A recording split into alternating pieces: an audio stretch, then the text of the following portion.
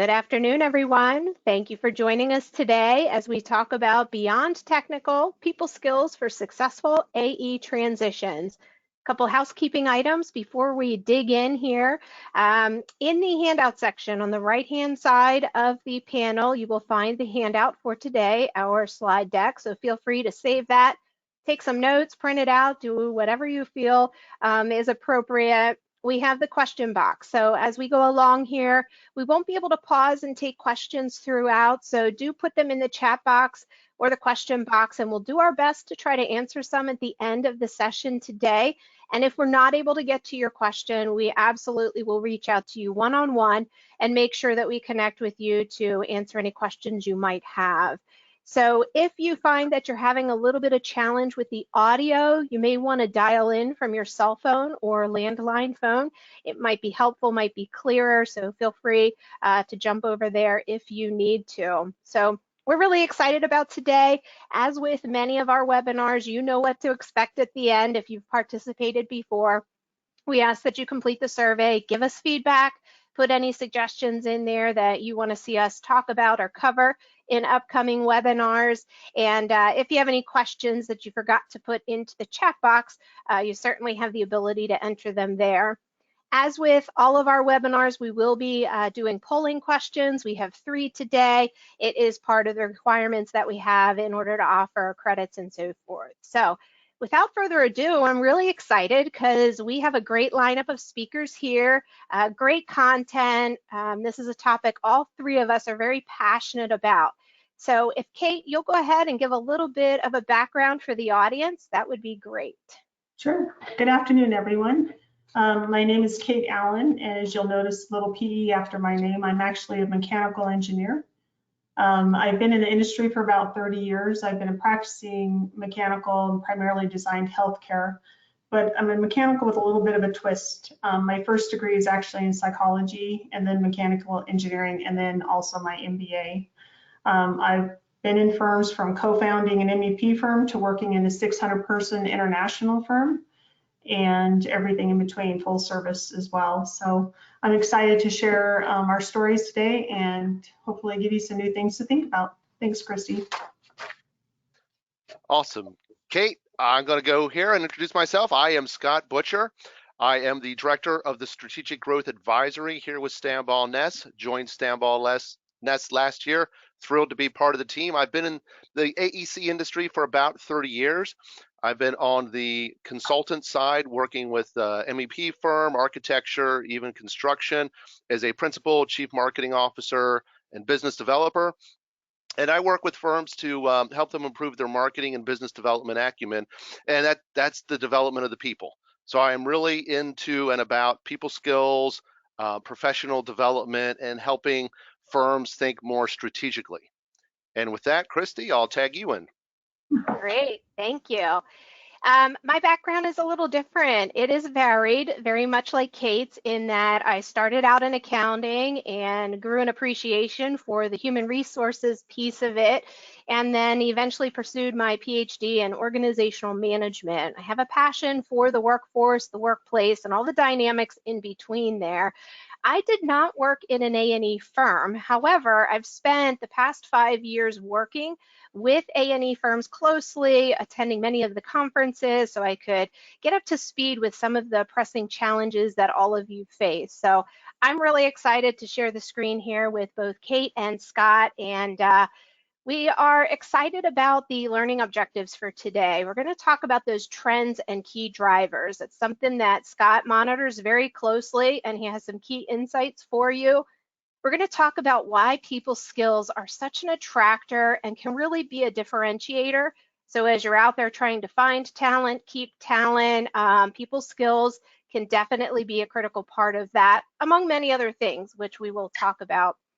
And it's really important that people becomes part of the conversation when you're thinking about transition. So whether that is succession planning, somebody stepping away towards retirement, maybe it's ownership. And so we're going to be talking about all 3 of those. And we hope you take away at least one gold nugget or aha moment that will have you doing something different as you walk away from us today. We always are available to answer questions and collaborate, so don't hesitate to reach out to us at any time should we be able to help you in any way. Timing is everything. Now is the time. There's so many things happening in the world today as we think about disruption to our workplaces, to our individual personal lives. And so it's really a great time to start thinking about the future and maybe thinking about it differently. All of you probably have now stepped into remote work. A year ago, not many people were remotely working, right? And to some people, it was a foreign topic. So we think about what that does to our situation. We think about the war for talent that's on our doorstep. We think about the people that have said, you know what, I'm going to retire early now. This COVID thing, I'm over it, and I'm just ready to now go into retirement, whereas they may have been thinking to work 5 more years. And we've seen multiple instances of that. So there's lots of things that are happening right now, and it's impacting all of you in a variety of different ways. So we have embraced and went on a journey with anticipatory thinking. Well, what is this? It's just changed the filters that we use when we are working through decisions, problem solving, thinking about our future at Stambaugh Ness, when we're working with clients and helping them think about the future. And so it really shifts our thinking towards the future. It has us looking at those things that we know for certain are gonna happen, the things that might happen, and then those things that we have the ability to influence or create opportunities out of. Instead of just focusing on the historical data and the way that we performed in the past or the processes we used in the past, we're now looking forward and hopefully making different decisions with all the information that we know now and today and where we want to go as individuals, professionals, and organizations. So one of the big things that will be impacting all of us continuously that we know for sure will happen is that technology will continue to press into our lives. It wasn't long ago that I got my first cell phone, and it was a bag phone with a zipper, and I was all super proud of it, right? Well, I'm never going to go back to that, right? If I do, Kate, you smack me. But technology will always be a part of what we do. We basically have a laptop in our hands now, and there's so many things that we do. So that technology is a skill that we have to think about in many decisions that we make. Think about the type of people that you're hiring and what type of technology do they have to be comfortable with and so forth. So that's just a quick example of how it impacts you. If initially you're like, well, I don't know if it really is going to impact me. It will. Regulation, you know it, you've seen it over the past year, it's constantly changing, making us pivot and do things differently. And then lastly, we know that there's going to be a continuous shift of the generations in our organization. We know that the baby boomers are getting ready to retire at some point in the next 5 to 10 years. Gen X will be behind them, and so on and so forth. So here are some statistics that you might find interesting. I've shared them before. It was an aha moment for me a couple years ago. And I just like to repeat it because based on the context of the conversation we're having, it's really important for us to know the magnitude of what's happening. So right now, there's approximately 78 million baby boomers. If they all retire at the age of 65, they'll leave our organizations by the year 2030. Well, that's less than 10 years. That's going to go really quick. And think about the impact that that's going to have on our organizations. Look at the next statistic. That one's shocking because we don't even have enough people to step in their shoes. So now what? Well, it's not going to be the robots, even though everybody might believe it. It's not. So what do? Well, we got to look at the next generations and think about how are we going to get them skilled and developed in a way that they could step in and take over some or all of the responsibilities when people start retiring. So Scott, in a couple slides here in a few moments, is going to dig a little deeper into this conversation about the impact of the generations, the shifts, and so forth. But just keep that in the back of the mind as you're thinking about your organization and how much this is going to impact you. So Kate is going to talk a little bit about the impact to ownership transition. Kate? Yep, thanks, Christine. the data that we have up here in front of you actually came from a survey that was done by ACEC and FMI in 2020. So it's relatively current data. And basically it says that two-thirds of the firms have ownership transition plans in place, but only 51% of them have clearly defined that ownership criteria. So there's a little bit of a lag between what we think we're doing and what we're actually doing. Next slide, please. And then it also talks a little bit about who are we planning to transition to. About 85% of the firms think that they're going to transition internally, and 66% of the stock is currently going to employees. But then you can see we're starting to get down to the mid-level talent, around 9%, but we're still staying up in those management levels, and I think that's going to change over time too. We're going to have an entire webinar that talks about internal transition, but just to give you a little bit of data, there's a lot of, there's a lot of activity going on in the market. There's a lot of merger and acquisitions going on. It's really just kind of tee up a little bit about transition, start to get into the mode of thinking about that a little bit. Next one. I think one of the biggest changes that we're seeing in our industry, and again, Scott and I have been here for almost 30 years. In the past, we were primarily technical practitioners, right? I was an engineer, there's architects and engineers, and that was our focus, is getting the projects done, getting the next project out the door, and a little consulting went along with that. It was really to solve the problem. And now I'd say today we're transitioning to a place where it's really all about our consulting, and then we're subject matter experts in architecture or engineering. I think now we're asking our employees and our teams to understand that every project started with a business need. That isn't probably something I cared about in the very beginning of my practice, but it's something now that I have to understand and see how that translates into actually providing the right solution and not just the solution in front of me. So I think our consulting skills are going to have a much greater demand. Our subject matter expert doesn't go away, but it is going to be heavily impacted by technology and other things. So something to think about is that our consultative abilities have to come up, which is really around our people skills and around some of those soft skills that honestly, in my experience, when I talk about soft skills with engineers, they tend to roll their eyes. No longer. Sad to say, but it's going to be something we're going to have to get really good at. So anyway, with that, we're just going to go ahead and hand it over to Kaylee. She'll go ahead and bring up a polling question just so we can better understand who's in our audience.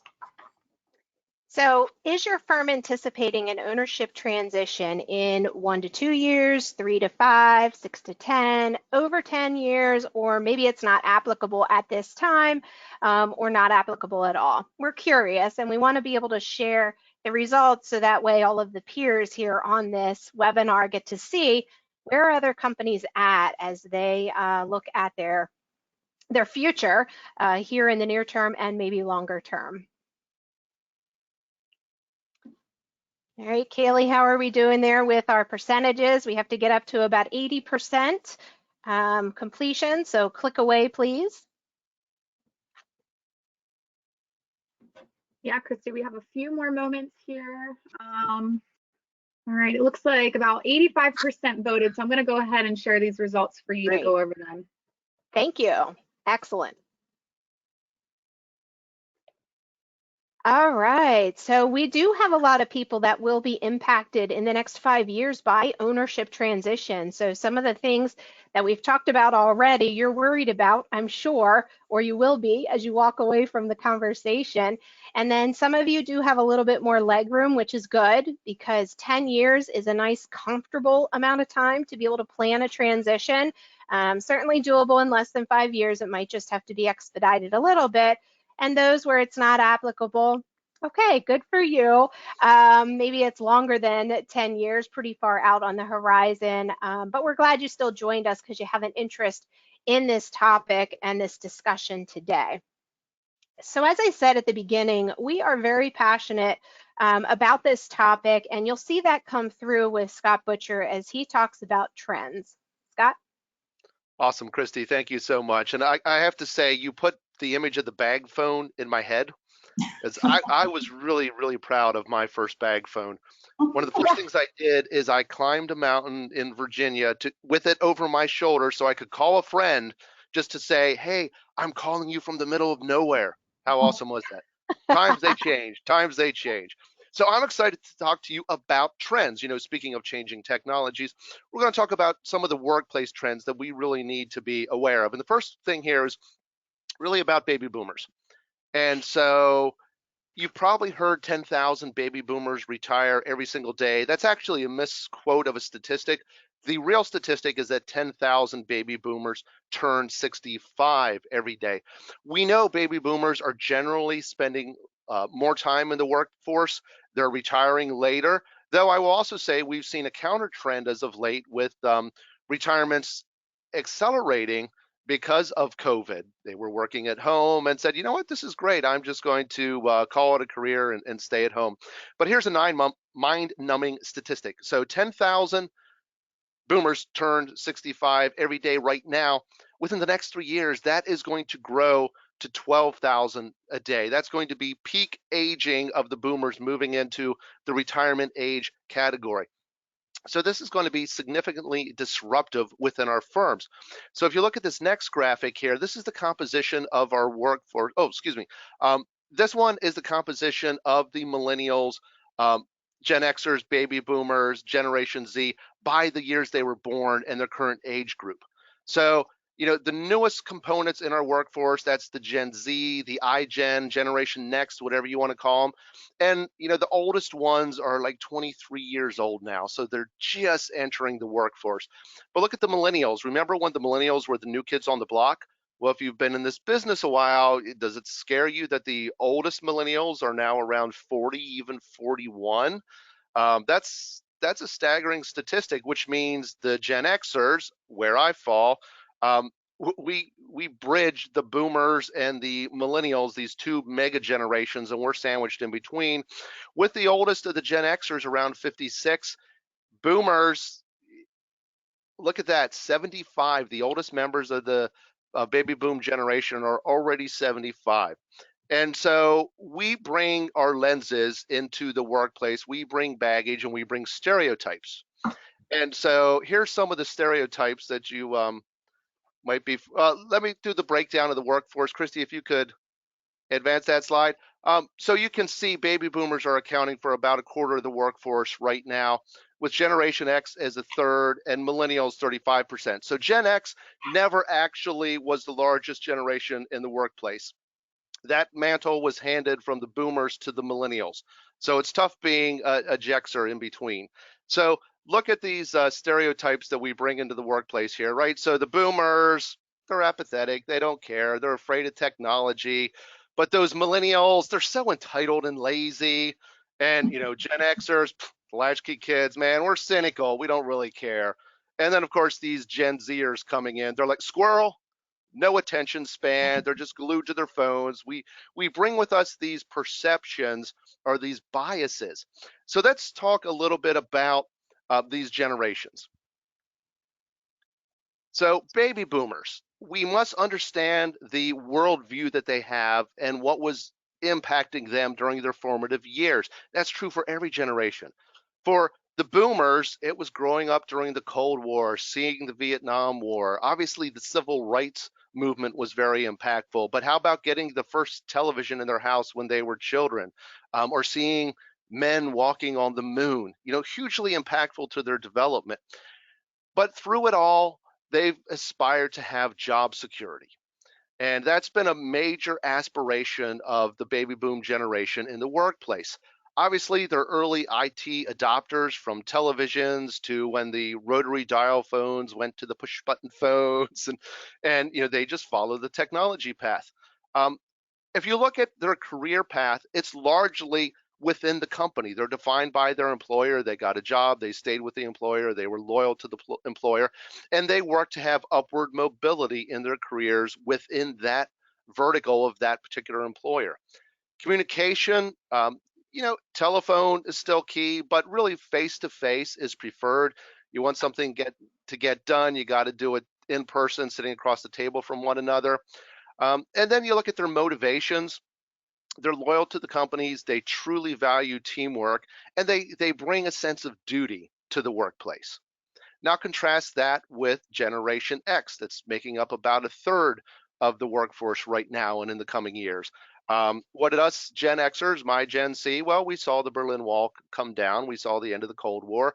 Obviously, we were an 80s generation because we wanted our MTV, as the commercial went. We had the early PCs, man. I had a TI-4. You remember TI?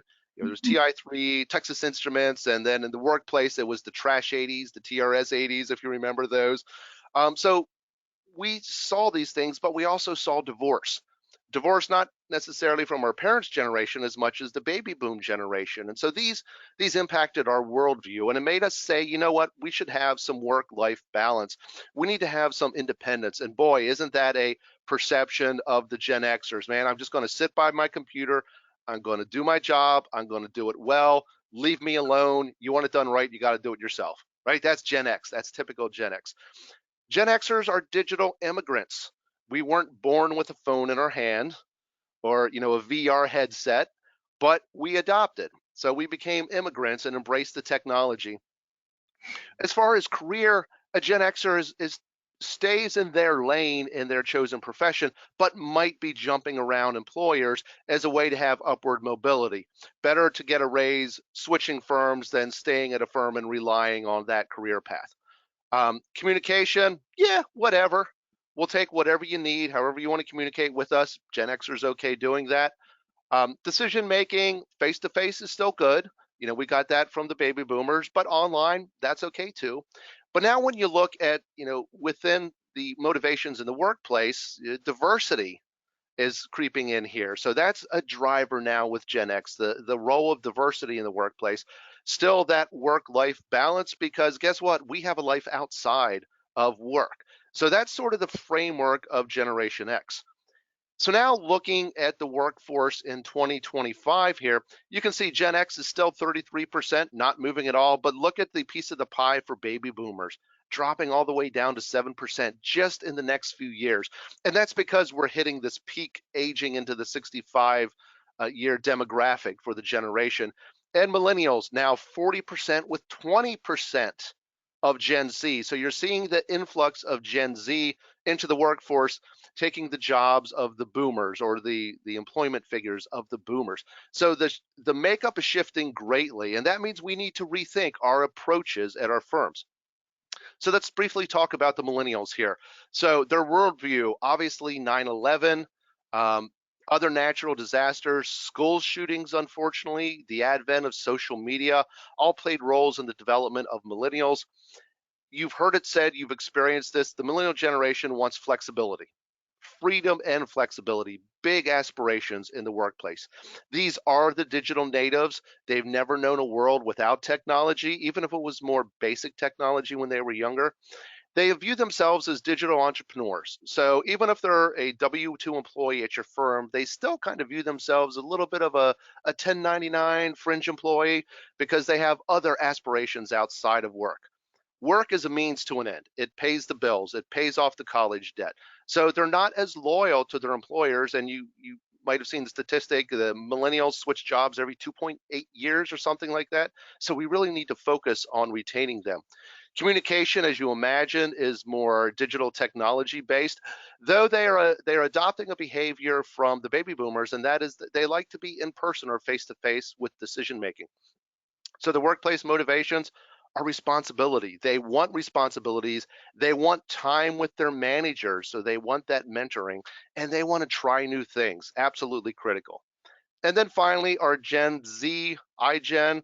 Obviously, COVID-19 really frames their worldview as it does for all of us, but they saw the end of the Great Recession, the world post 9/11, TSA, extra security, but also globalization, cloud computing, wearables. They're all walking around with, their smart watches. In the workplace, they like structure and stability. Obviously, technology is everything they eat, drink, and breathe. They view themselves as multitaskers, and they want multiple responsibilities on the job, but also understand they go home at night and they might be running their own little digital businesses. Technology drives communication for them. But the decision making is really interesting. The concept of the crowdsourced of decisions, right? And you think of Amazon reading reviews or Best Buy before you buy something. That's sort of a crowdsourcing approach to decision making. What do they value in the workplace? Diversity, personalization. It's about them, but the ability to show individualization and even some creativity. So with all this, that just frames the changing generations in the workplace, and really means we must have alignment and engagement. So, alignment is making sure they're doing the right things. It's aligned with where your company's going. It's aligned with where they want to be in their careers. And then the engagement is keeping them engaged and interested and active within the workplace. So what are the drivers of employee engagement? Well, think past and future. So the past was about getting paid, and now it's about having purpose. Past, it was about, job satisfaction. Now it's about developing in your career. Used to be about the boss, but now it's about the coach, the mentor that's leading you on. It used to be about your weaknesses. Let's fix your weaknesses, and now it's about your strengths. Let's play to your strengths. Stanball Ness is a Gallup Strengths organization, so everybody in the company, we do the Strengths Finders. We know our top 5, our top 10 strengths, and the company really does a great job of elevating our strengths and having us play to their strengths. And it's not about the job or career anymore. It's about the life. So with that framework in mind, think about jobs that are currently being automated. You're probably familiar with generative design. It's been around for many years. Revit 2021 actually integrates generative design, where the computer will come up with multiple options for you. You put the parameters in on the front end, it spits out options on the back end. So increasingly, automation is going to drive a lot of our workplace, because there's things that computers will be doing, and this isn't even artificial intelligence. We haven't gotten there yet. So that's pushing us now to what Kate said. We're more consultants who are subject matter experts in architecture and engineering. So in our workplace, in our transitions at our company about the people, they have to have the people skills. They have to have the business skills. Here's further proof of that. This comes to us from Forbes and LinkedIn. Recent surveys they did of employers, what are the top skills? You're not seeing a lot of hard skills here. You're seeing continuous learning and critical thinking, communication skills, problem solving, adaptability, leadership. These are the skills we need to be embedding in our employees right now, because the future of our companies depends upon it. So when we look to engage each generation in the workplace, let's start with Gen X, as the baby boomers slide into retirement the next couple of years. And with Gen X here, immediate feedback, really important with the generation. Flexible work arrangements, guess what? We've proved we can do it with COVID. Gen Xers aren't going to want to go back, nor are the generations that follow, but Gen X being the work-life balance driver here. And then still opportunities for personal development. Let them continue to flourish in their careers and give them new options. With millennials, you got to know them personally. They want to have relationships with their manager. They have to know what's expected of them, so we manage by results, and we provide immediate feedback, not annual reviews for them to get input, weekly, even daily input. And then finally, with Gen Z, let them do multiple things concurrently. They have that mindset that they can multitask. Certainly promote the blend of work and life, and give them a chance to be self-directed and independent, because they kind of view themselves that way. All right, that was great stuff, Scott. Lots of information. Thank goodness we have the handouts so everybody can go back and digest it even further, because we want to create awareness today and really just position you to think differently as you walk away from the conversation. So we're going to go ahead and tee up our next polling question for you. For you, what is the most concerning skill gap that you're seeing in your next generation of owners? The ability to make rain, sell new work, and get repeat work, lead a remote workforce, understanding firm financial management, or the appetite to move beyond the technical to more of an entrepreneurial mindset. So if you can go ahead and click your answer. I'm sorry that you only can pick one, but we're really excited to be able to find out what are you struggling most with, or what are you most worried about? And then we want to share it so the peers can just look across the aisle and see if it's similar across the industry. Again, we need about 85% participation. So if you could click, that would be great so we can get into the rest of our presentation here. Kaylee, where are we at? We're at about 76%. So we need a few more people to cast their vote here, and then I will share the results. Yeah, one of the things that I wasn't taught when I went to school was how to build business, right? Do business development. I went to school for accounting initially. Another thing is I was never told how to be an entrepreneur. I had to learn it along the way. I had to pair up with incredible coaches and mentors to show me the way. And so that is one of the skills that we are worried about as we move forward. And I can see that others feel the same way. Look at that, both those categories. And I don't have a crystal ball. I did not have any insight into that, but it is interesting because those are two skills we're not taught in school. And so it's possible we can learn it. We just have to make sure that we have the right resources and tools to learn it the best way possible. And that's part of what Scott is really good at, is helping people with business development and growing some of those skills that naturally we don't have or that we didn't learn along the way. So Kaylee, thank you very much. I appreciate you helping us with the poll question. So the three of us came together, and there's one thing we're really passionate about. You probably already know the answer. It's people, right? We all believe that people really are at the heart of everything we do. So we need to bring that to the forefront of the conversation.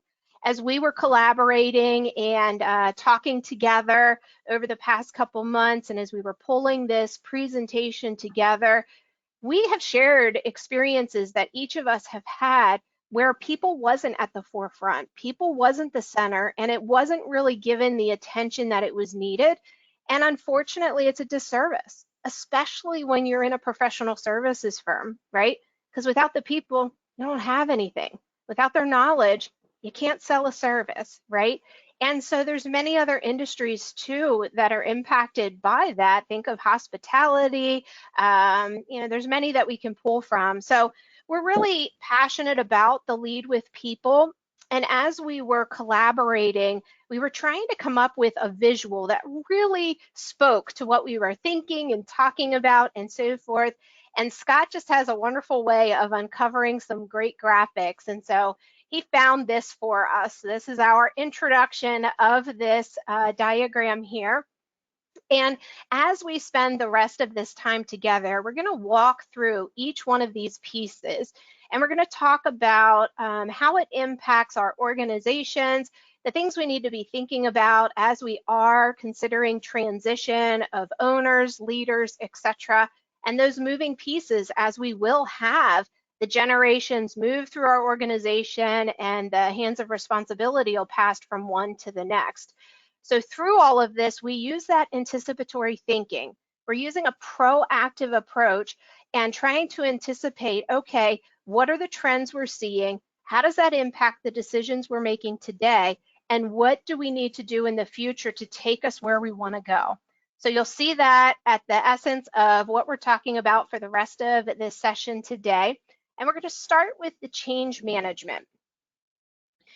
So change management, historically, people have consulted on that. A lot of people are not good with it. You, as an attendee, probably have experienced it to some extent if you were part of a change from one ERP solution to another, right? Or if you were part of a transition from one payroll system to the other, you felt that change, and sometimes it's very painful, sometimes it's pleasant, and sometimes it's just mediocre. And so there's different types of change, which I want to spend just a little bit of time talking about, because in many ways we all see incremental change. It's slow change over time, bite-sized pieces. So think about the cell phone analogy we talked about earlier. We started with none, we went to a bag phone, then we stepped to a flip phone. Well, I'm sorry, then we stepped to another version of the cell phone we plugged into our cigarette lighter, and we didn't have the bag around it anymore. Then we went to a flip phone where now we could carry it anywhere. It didn't have to be plugged into my car with a cigarette lighter. And then it started getting smaller, the phones, right? We saw that happen. And then they became smarter. So Apple, when they did their transformational introduction of the iPhone, that was a significant change. Whereas before that, it was a little more incremental. It was smaller steps. And so you can see many examples throughout history of the difference between incremental, slow moving gas prices versus going from gas to an electric vehicle, right? Transformational, huge, one directional, significant. Think about what happened to all of us last year. We, in many ways, were forced to go remote. That was transformational. We had to think quick. If we weren't positioned to be able to work remotely in our homes, we had to order the technology to support that and try to continue business as if we were still sitting in the office. That takes a different type of skill set, not only to work in an atmosphere like that, but then to lead people through that. It's not something we were probably trained in our schooling, right? Of how to lead people through transformational change and then be able to come out on the positive side of that. There's lots of emotions that happen outside of the transactional things that happen with a significant change event, but also all the emotions and just those different dynamics that come into the change. So wanted to talk about that a little bit because as you think about an ownership transition, if you haven't done it before, if this is the first time, if you're going from a single owner to multiple owners, or you're going from one generation to the next, it could be significant and transformative. And there are certain skills that are required to help guide the organization through that. I wish we could spend more time on this topic, but we have other things we want to talk about. It's just something we want you to be aware of and keep an eye on, because change can either make or break a situation or a scenario. So Kate is going to talk about workplace culture. Thanks, Christy. And I think, Scott, actually, you kind of hit the whole breadth of what workplace culture is being impacted by, right? It's all of our different generations, it's technology, it's the changing skill sets, things like that. So I think one of the things to think about culture is it's really the environment. It's the atmosphere that your people and your clients live in every day. And if you're not intentionally creating it, you might be unintentionally creating it, and you'll see evidence. And one example is, are your people fully engaged, or are they just doing enough to get by? Are your clients buying on lowest price, or are they actually buying because you're giving them the best client experience? All of that's driven by whatever culture you set for your company. One thing I'll share is that there is no right culture, but the key is to make sure that you create a culture that supports your goals and kind of keeps up with the changing technology, demographics, and skills. And one quick story I want to share with you is at Google, they did a thing called Project Aristotle. And Aristotle, I think, if you recall, believes in the whole of the sum is greater than the parts. And in that, it wasn't about who made up the teams. It was more about how the teams work together, which are, again, bringing us back to soft skills. And the top 5 things that they found was that psychological safety was critical to the most effective teams. It means that people were comfortable taking interpersonal risk. It was second was dependability. You can rely on people to do what they say they're going to do. The third one was structure and clarity. Really know the expectations and understand how to deliver those expectations. And then meaning, again, we've talked about this before, people want to have a sense of purpose. They want the work that they do to matter. And then finally, impact, what I do matters, not just what the company does or how the company's teed up, but what I do matters. And all of these cultural components will have a definitive impact, not only on your transition decisions, but actually on your executing your transitions. So I think it's important to keep in mind.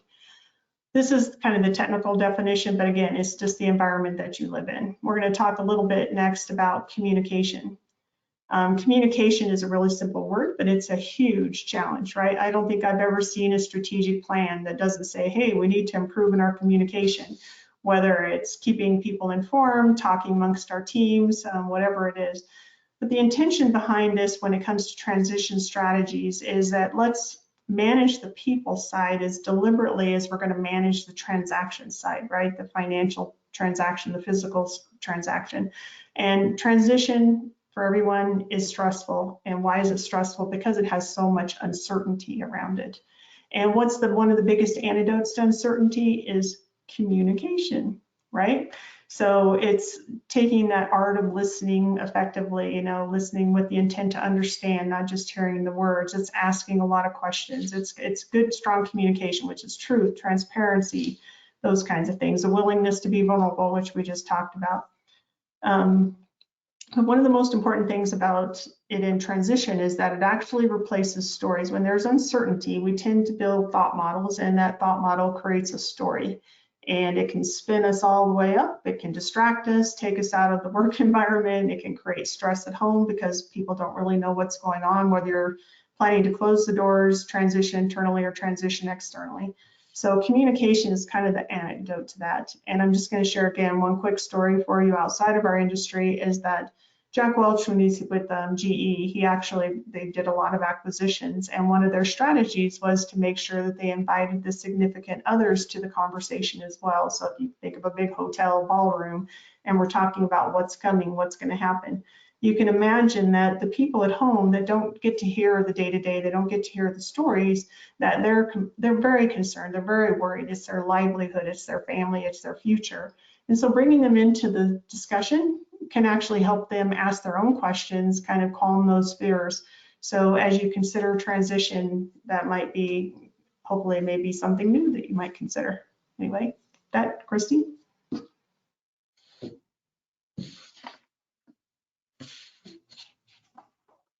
Can't hear you. Yeah, sorry.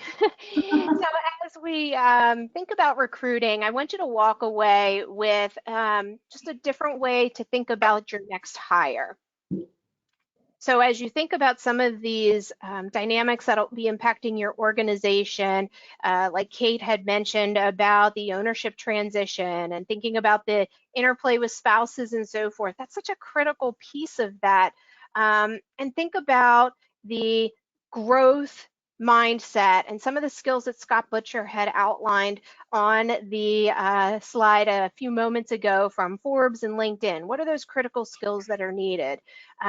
Think about focusing on the future and what skill set is needed for that, anticipatory thinking and so forth. And do you currently have those skills within your organization? And if not, then that has to be part of what you require when you make your next hire. What does that look like?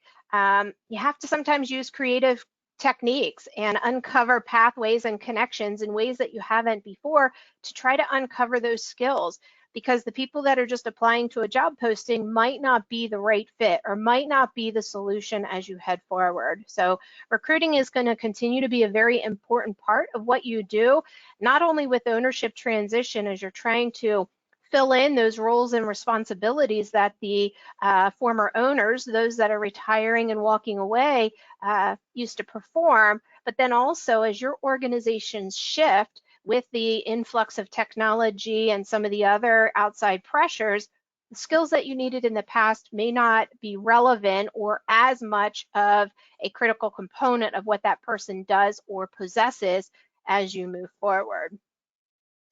I've always been a firm believer that retention, if we focus on that and we do a really good job at that and we embrace and cultivate the culture as Kate had described, we have to work far less, it's far less difficult, if you will, to find people and to recruit, right? So if we focus on retention and we focus on keeping our people, it's not just making sure somebody stays in that seat, but what can we do to really keep our talent?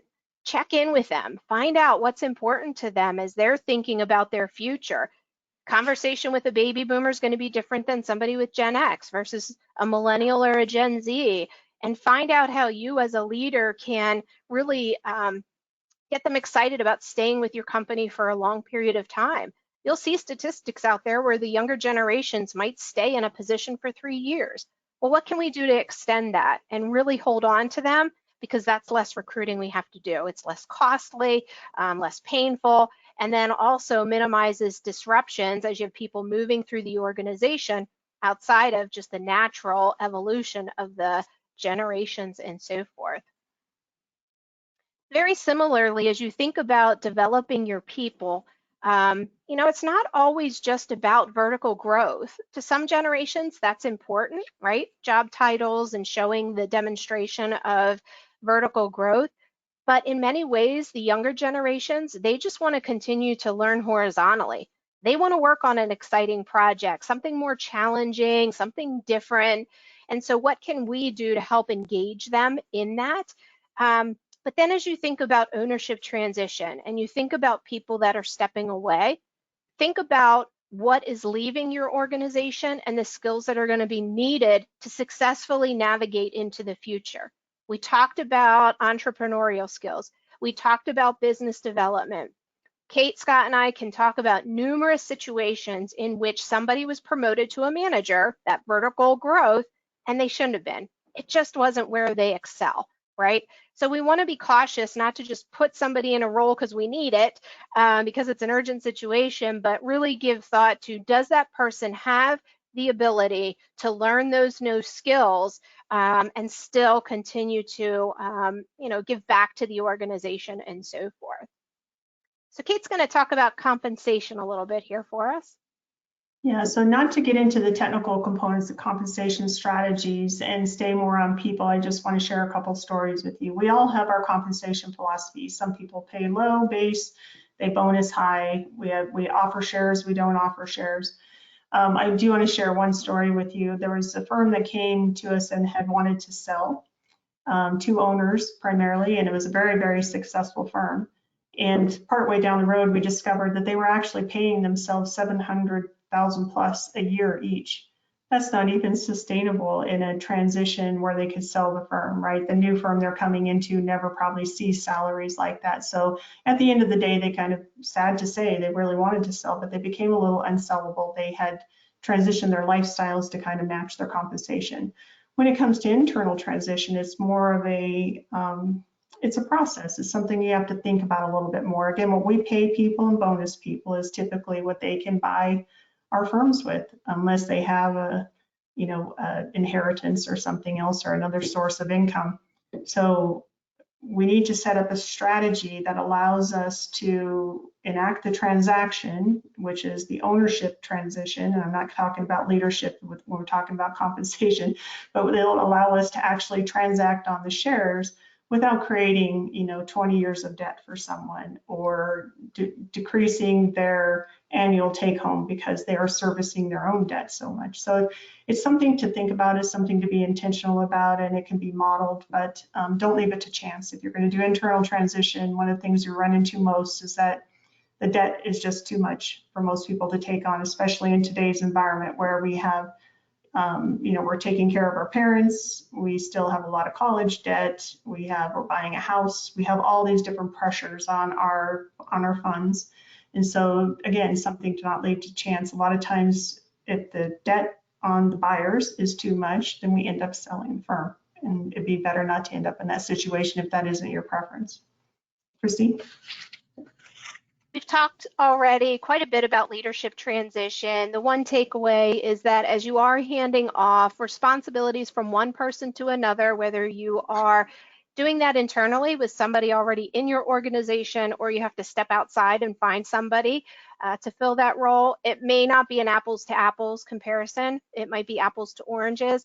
So just continue to give thought about that role and the skills surrounding business development, financial acumen, and then also the culture piece, making sure that we're aligning it with where the organization is going, not necessarily where we have been in the past. And one tool in your toolbox for leadership transition is executive coaching. And executive coaching really is thinking, there's three types of training, kind of. One is teaching, one is executive coaching, and one is mentoring. Teaching is all about telling. We spend most of our careers telling our engineers, our architects how to do what they do. Executive coaching is really future focused. It's really guiding with questions. There's a real art in the power of asking questions, actually. And the intention is to help you figure out another point of view or self-discovery, and not necessarily to give you the answers. There's also another type of training that we can help with leadership transition, which is called mentoring. If you want to go ahead and forward on.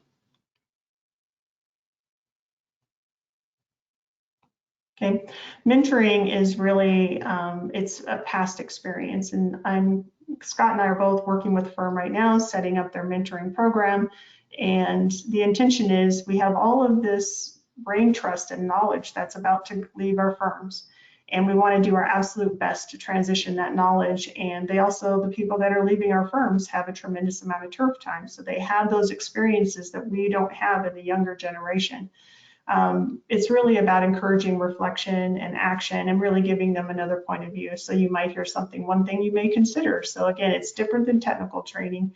It's trying to help them navigate their world and see it with a little bit more broadness, because they're getting your input and your perspective as well. All right, Kaylee, can you launch the next polling question for us? We're interested to know how the pandemic has impacted the retirement dates of your firm's senior leaders. Has it accelerated it, had no impact, maybe delayed it a bit, or maybe it's not applicable? We have seen where people have accelerated, now in their early 60s, are choosing to step away, just tired or don't have the energy to spring back. We're seeing business owners shut the doors. It's really sad. And so in other cases, people might now have to delay it a little bit and stick around in the workforce a little longer. Maybe their retirement savings took a little bit of a hit with the market fluctuations and so forth. So very interested to hear how it's impacted all of you. So Kaylee, where are we at? Want to be sensitive with the timing? Yeah, we are at 69%. So I'll give it a few more seconds and then I will shut it down. Just want to give everybody the opportunity to vote here if they want that CPE credit. Up to 76%. So we're almost there. Alrighty, I'm going to go ahead and close and share the results for you, Christy. Great, thank you. Wow. Oh, wow, no impact. I'm actually surprised to see that. I expected more to have either accelerated or delayed. So thank you for participating in our polls today. We greatly appreciate it. Hopefully it's been informative to you. Scott's now going to talk about strategic and business planning. Sure. When we're looking at ownership transition, Christy, we have to look at when people are retiring and when people are growing within the company, this leadership development that we're talking about. And a lot of that falls under the whole concept of the strategic plan, and there's strategic plans and business plans. And just real quickly, a strategic planning, our worldview or framework is typically 3 to 5 year planning horizon. So, vision, where are we going? And then there's all these different components of what could be in a strategic plan. A lot of companies don't do every piece of this, but it really is being, as you said earlier, Christy, being anticipatory, understanding where our markets are going, where our business is going, and then planning accordingly to make sure we're at the right place at the right time. Closely aligned with the strategic plan is the business plan. Business plans tend to be more tactical. They are the action plans of what are we doing this month, what are we doing this 6 months, what are we going to do this year to get to that strategic plan so we can meet those goals. Because you know how firms do strategic planning, they come up with a lot of great ideas in a retreat, they put a document together and it sits on the shelf for 3 to 5 years, and then they dust it off and say, boy, we didn't do anything here. So part of developing your people is having the planning framework in place, and it has to be dynamic and monitored regularly to move the needle forward.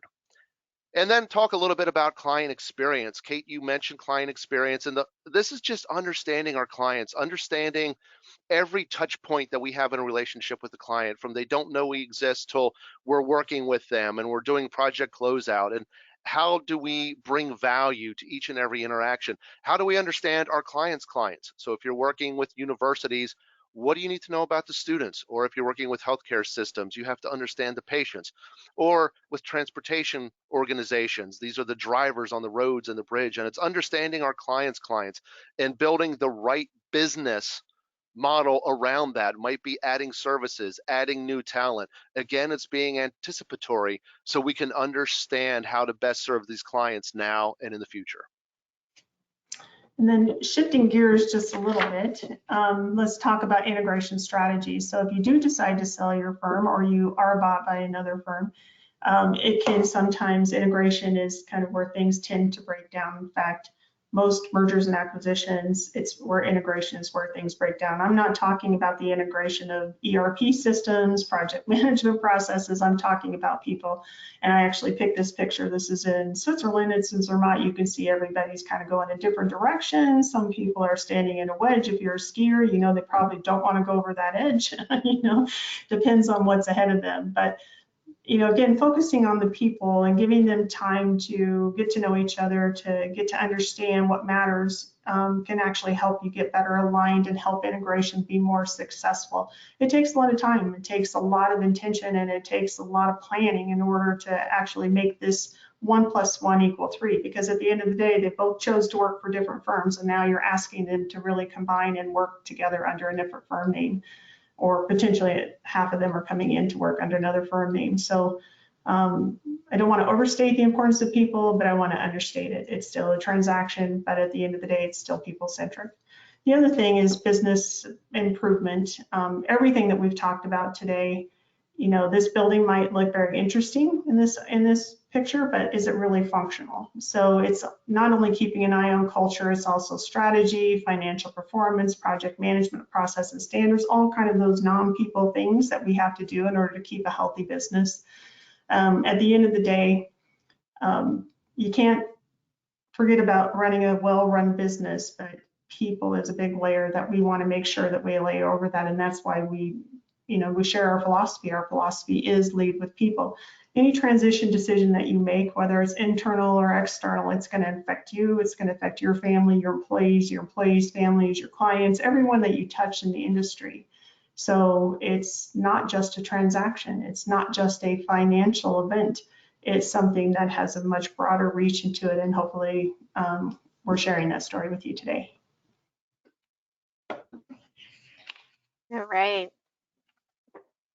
Great conversation today. We are going to be continuing this discussion, focusing on people throughout multiple different topics. So in June, we're going to be digging deeper into ownership transition. Then in July, we're going to talk specifically about mergers and acquisitions. And then we are going to round out our series in August by talking about business improvement. So we're really excited that you joined us today. This recording will be made available, as is all of our webinars. It'll be sent out, and then it'll be available on our website to download. So if you have a colleague that you want to share it with, feel free to do so. If you want to watch it again, you're more than welcome to do so. And unfortunately, we don't have much time here for questions. I think we can sneak one in. Kaylee, is there a question in there that we could answer? There's actually no questions. I did answer one that came in about where someone could find the Strengths Finder that Scott spoke about. So Scott, if you wanted to elaborate a little bit more on that. The others were just some general statements from one specific attendee. So I think you guys all hit the nail on the head questions wise. So Scott, did you want to speak a little bit more about Strengths Finder? I'll actually tag Christy in for that because she's our expert. Yes, we use the Gallup organization. They have an assessment online that you can take. I think it's right around $20. You can take it online and get your top 5 exposed. And then if you want to learn about all 34, you can pay $49.95, I think. Very informative because you get a DNA report, if you will, if you get the full 34. So it talks about not only your strengths, but then it talks about all 34, and it actually puts them in sequential order for you as an individual, gives you tips and tricks about how you can play to your strengths, when you're not playing to your strengths and the impact of that. And if there are some just like roadblocks that you're hitting, it gives you suggestions about how to get around that. So something that is not a read once and done, it's something you cultivate, you embrace as part of your culture. We're not saying it's the only solution. There are other solutions out there, but we have found it to be effective for us, and it just has been very rewarding to many of us. So, They would just go directly to Gallup's website to get that. correct. Yeah, Chris- they offer Christy books and I- too. So if you go on their website or Amazon, you can get their books as well and get the code to be able to do the assessment within those books. Scott, go ahead. I was just going to say, Christy and I met long before we worked together here at Stanball Ness, and she gave me a book and said, you got to take this. And then we got together for breakfast after I did, and she's like, don't tell me you're strategic, you're learner, you're ideation, and she guessed correctly what my top strengths were. It's a really neat tool. It is. Well, thank you, Kate and Scott. It's been wonderful sharing the screen with you, and we look forward to seeing the rest of you on our future webinars. Thank you, everyone. Thank you. Thank you.